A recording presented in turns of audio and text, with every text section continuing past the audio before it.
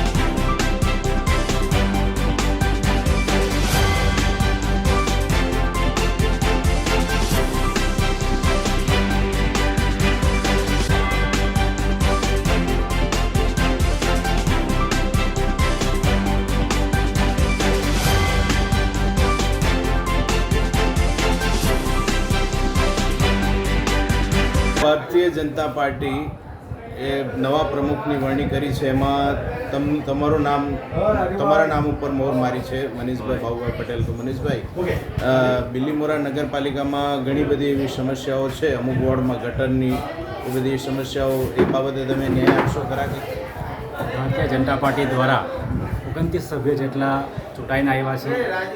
જે તે વિસ્તારમાંથી જે તે સમસ્યાઓ હશે એ આપણે પૂર્ણ કરીશું અને સૌના સાથે રહીને કામ કરીશું. અમુક રસ્તાઓ એવા છે કે ત્યાં આડેધડ પાર્કિંગો પણ થાય છે, તો એ બાબતે તમે ટેન્ડર પાસ કરાવીને એ નગરપાલિકા હસ્તક કરીને પણ એ સમસ્યા દૂર કરજો. પાર્કિંગના વિશે પણ જોઈ લેશું.